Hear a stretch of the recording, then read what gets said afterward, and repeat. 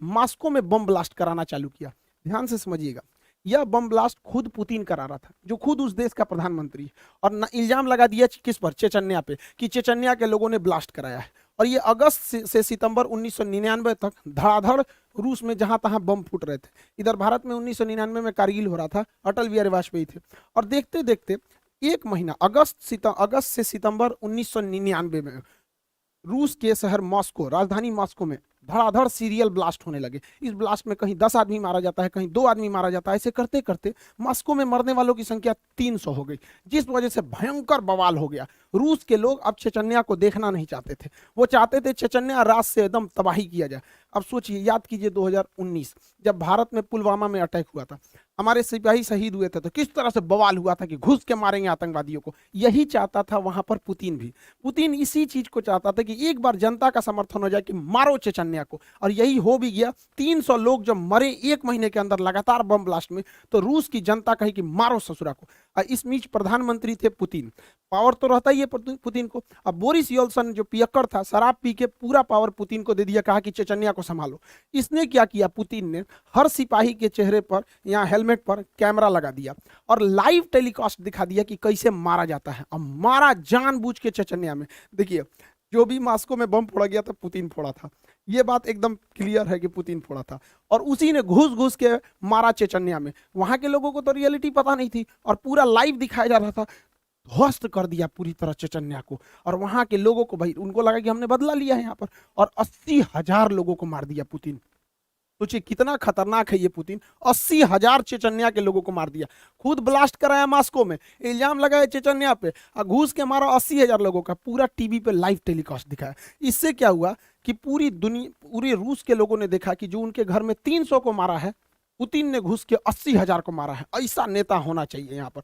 Putin की rating एकदम hero की हो गई। तो 1999 में जो पुतिन प्रधानमंत्री था, वो राष्ट्रपति से भी ज्यादा फेमस होने लगा, और बोरिस यल्सन पे भ्रष्टाचार के आरोप लगने लगे। और इसी बीच सन 2000 में पहली बार राष्ट्रपति चुनाव जीत गया पुतिन। पुतिन का सपना पूरा हो गया। रूस जैसे बड़े देश की पूरी सत्ता अब पुतिन के हाथ में थी। पुतिन सन 2000 में चुनाव जीते, और 2000 में जब चुनाव जीते तो रूस के संविधान के हिसाब से कोई भी व्यक्ति लगातार 2 बार तक प्रधान राष्ट्रपति ही बन सकता है, 2 बार से ज्यादा लगातार नहीं बन सकता है। तो पहला शर्त ये था रूस के संविधान का। रूस के संविधान का दूसरा शर्त ये कहता था कि कोई भी व्यक्ति, प्रधानमंत्री राष्ट्रपति का जो कार्यकाल रहेगा वो 4 साल का रहेगा। जैसे भारत में 5 साल का है, लेकिन रूस में 4 साल का है। अमेरिका में भी 4 साल का ही होता है, वहां का भी राष्ट्रपति का 4 साल होता है।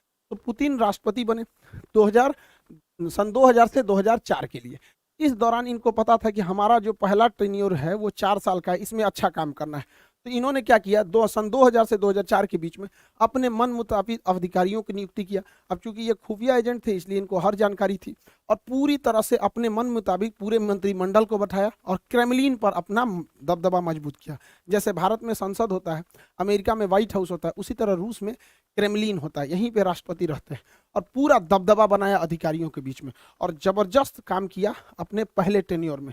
रूस की जो जीडीपी थी वो 93% की रफ्तार से बढ़ी थी। लोगों को लगता था कि भगवान मिल गया पुतिन को, लेकिन पुतिन बहुत महत्वाकांक्षी था। उन्होंने अपना पहला कार्यकाल पूरा किया सन 2000 से राष्ट्रपति के रूप में, सन 2000 से 2004 के बीच में। एक टेन्योर हो गया, 4 साल का ही होता है। दूसरा टेन्योर उन्होंने पूरा किया 2004 से 2008 के बीच में। अब यहाँ तो हो गया रूस के शर्त के हिसाब से आप 2 बार से ज्यादा नहीं रह सकते राष्ट्रपति। इसके बाद ये क्या किया कि प्रधानमंत्री का चुनाव लड़ लिया। देखिए, 2 बार तो राष्ट्रपति रहे, और उसके बाद 2008 से 2012 तक ये प्रधानमंत्री बन गए, प्राइम मिनिस्टर। और क्या, प्राइम मिनिस्टर बनने के बाद अपने एक चमचा को राष्ट्रपति का चुनाव जितवा दिए, जिसका नाम था दिमित्री मेदवेदेव। दिमित्री मेदवेदेव ये कहने के लिए 2008 से 2012 के बीच में राष्ट्रपति थे, ये कहने के लिए राष्ट्रपति थे, और उसी दौरान ये क्या थे, प्रधानमंत्री। ये इतना शातिर इंसान है कि संविधान में संशोधन कर दिया और कहा कि इस दौरान राष्ट्रपति की शक्तियां प्रधानमंत्री के पास आ जाएंगी। तो ये काम के राष्ट्रपति रह गए, और ये पूरी की पूरी शक्ति का प्रयोग 2008 से 2012 के बीच में व्लादिमीर पुतिन ने किया। अब यहीं से रूस के संविधान का वह प्रावधान भी प्रभाव से हट जाता है, क्योंकि रूस का संविधान बस यही कहता है कि कोई भी व्यक्ति 2 लगातार टर्म्स को नहीं रह सकता है। तो 2 लगातार हो गया, उसके बाद एक बार के लिए इसको बना दिया, जब तक ये राष्ट्रपति था इसका सारा पावर खुद यूज किया। तब तो अब इसके बाद ये उठ सकते थे पुतिन। अब क्या हुआ, पुतिन फिर 2012 में राष्ट्रपति के लिए खड़े हुए, क्योंकि सारी पावर राष्ट्रपति के पास रहती थी।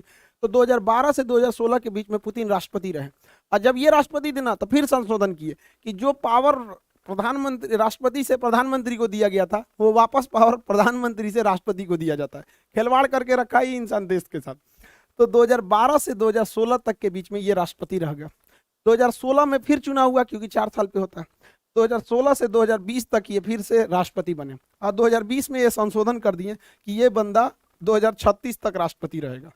अब 2036 तक कुछ सोचना नहीं है, पुतिन भैया रहेंगे राष्ट्रपति वहां पे, कोई कितनों कर ले। ये है रूस का पावर पुतिन में। पुतिन बहुत ही जबरदस्त रहा पावर के मामले में। पुतिन अपने पहले कार्यकाल अर्थात सन 2000 से 2004 के बीच में इस समय पूरा ध्यान अपने देश पर दिए थे, लेकिन जैसे दूसरा कार्यकाल हुआ खतरनाक काम करना पुतिन ने चालू किया। इसने क्या किया, 2008 में जॉर्जिया पर हमला कर दिया, क्योंकि जॉर्जिया 1991 में सोवियत संघ से ही टूटा था, उसके 2 क्षेत्रों पर कब्जा कर दिया। 2011 में इसने लीबिया पर आक्रमण कर दिया, और लीबिया के मुअम्मर गद्दाफी की सरकार को हालांकि नहीं बता पाए वहां पे। उसके बाद 2014 आया, 2014 में यूक्रेन के शहर क्रीमिया पे कब्जा कर लिए। 2015 में सीरिया में गिर रहे सरकार बशर अल असद की सरकार को बचा लिया। 2022 आया, फिर पूरी तरह यूक्रेन पर हमला कर दिया। पुतिन खाली नहीं बैठते, क्योंकि इनको पता है कि जब तक अंतर्राष्ट्रीय विवाद होते रहेगा देश की जनता कभी अपने सरकार से सवाल नहीं पूछेगी। यही फॉर्मूला अपनाया था चीन ने भी। चीन के माओ सरकार के जब सरकार गिरने वाली थी तो उसने 1962 में भारत पर हमला कर दिया बिना मतलब, क्योंकि जब देश की सेना हमला करती है तो लोग सरकार से सवाल नहीं पूछते हैं, कहते हैं जो भी सरकार है बस हमें जिताओ। ये बात बखूबी जानते हैं व्लादिमीर पुतिन, इसलिए वो हमेशा लड़ाई लड़ते रहते हैं अपने अगल बगल वाले देशों से। हालांकि बहुत बड़े राष्ट्रवादी भी हैं। पुतिन की कई सारी पावर है, लेकिन उनमें 3 सबसे ज्यादा पावर इनके पास पूरी तरह से एक साइबर आर्मी है। हैकिंग पे बहुत जबरदस्त करते हैं यहाँ पर। इतना बड़ा हैकिंग आर्मी है इनके पास कि कहा जाता है कि जो डोनाल्ड ट्रंप को जिताने में भी इसी भाई का योगदान था यहाँ पर। इतनी बड़ी इसकी हैकिंग आर्मी है, साइबर पूरी तरह आर्मी रखा हुआ है। इनके विरोधियों कब गायब हो जाते हैं, कब मरा जाते हैं, किसी को पता नहीं। इनके विरोधी के ऊपर कभी छापा पड़ जाएगा, कभी पुलिस उठा ले जाएगी, कभी इनकाउंटर हो जाएगा, कभी मरा जाएंगे, कोई इनका विरोध नहीं कर सकता है। और पूरी मीडिया पुतिन की गुलाम है। किसी भी टीवी चैनल को देखिएगा, बस हमारे राष्ट्रपति ऐसे, ये खाएं, वो सोएं, ये किए, वो के, दिन रात उसी के चलते रहता है। ये 3 चीजों के बदौलत सन 2000 से लेके आज 2022 तक, यानी 22 सालों से पुतिन वहां के राष्ट्रपति हैं, और साथ ही साथ अब वो 2036 तक रहेंगे यहाँ पर। 2036 तक वो वहां पे राष्ट्रपति रहेंगे। पुतिन की लाइफ स्टाइल भी गजब है। कभी ये घुड़सवारी करने लगते हैं, तो कभी मछली पकड़ने लगते हैं, कभी भालू पे चढ़ के घूमते हैं, तो कभी तैराकी हो जाती है इनके अंदर। ये सबमरीन में भी अंदर चले जाते हैं, क्योंकि ये केजीबी के सदस्य थे तो इन्हें हर चीज पता होती है। इनके पूरी लग्जरियस फ्लीट है जहाजों की, जाते हैं तो फुल सिक्योरिटी के साथ जाते हैं। और ये केवीजी के सदस्य थे, खुफिया जानकार थे, तो फाइटर प्लेन भी चला लेते हैं। हर तरह के जहाज ये बंदा उड़ा लेता है, हर तरह का जहाज व्लादिमीर पुतिन वहां पे। इनके पास बहुत ही महंगी याट है, कहा जाता है कि इलॉन मस्क से भी अमीर है। हालांकि जितने राष्ट्रपति वो लोग होते हैं, इनके पास अमीरी से ज्यादा पावर होता है। यहाँ पर पूरे देश के संसाधनों का इस्तेमाल करते हैं। यहाँ पर ये ब्लैक बेल्टर है कराटा से, स्नाइपर है, इनकी गोली की निशान बहुत बेहतरीन है। कई बहुत सारे सातिर भी हैं दिमाग के यहाँ पर। इनका ये जो क्रेमलिन वाक है काफी ज्यादा प्रसिद्ध हुआ था पुतिन का। देखिए, इन सब के साथ पुतिन का एक ऐसा सच भी है जो दुनिया को से छुपाया जाता है, या फिर यूं कह दीजिए कि यह सच एक न एक दिन पुतिन को झेलना ही पड़ेगा।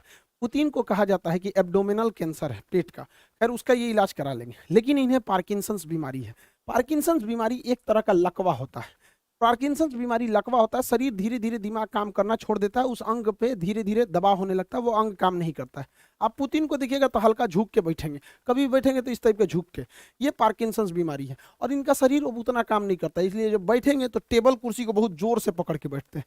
कभी भी देखिएगा पुतिन को जब भी इंटरव्यू देते तो हल्का सा ऐसे झुके हुए रहेंगे, पार्किंसंस बीमारी की वजह से। देखिएगा टेबल पर पकड़ के, देखो भाई चाचा यहाँ पे टेबल को बढ़िया से पकड़ के बैठे हुए, समझ में आ रहा है कि नहीं, पार्किंसंस बीमारी। दूसरा, पुतिन देखिएगा, पुतिन जो है बोटॉक्स का यूज बहुत करते हैं। बोटॉक्स का, बोटॉक्स क्या होता है, देखिए ये चेहरे पर उम्र के साथ साथ यहाँ सिकुड़न आने लगती है, यहाँ चेहरे पर सिकन होने लगती है, सिकुड़न आने लगती है, जिस वजह से इंसान थोड़ा बूढ़ा दिखने लगता है। तो पुतिन अपने आप को प्रभावशाली दिखाने के लिए, सेना पर दबदबा बनाने के लिए तथा पर्सनालिटी मेंटेन करने के लिए इस सिकुड़न, इस झुर्रियों को दूर करना चाहते हैं। तो झुर्रियों को दूर करने के लिए इंजेक्शन से इसके अंदर बोटॉक्स भर दिया जाता है, और ये बोटॉक्स उन झुर्रियों को खत्म कर देता है। इसलिए देखिएगा पुतिन के चेहरे पे बहुत ज़्यादा चेंजिंग नहीं आएगी। अगर आप यंग एज का देखिएगा या फिर अभी का देखिएगा, ये आप सोच सकते हैं 70 साल की उम्र का फोटो है, ये 70 साल की उम्र का।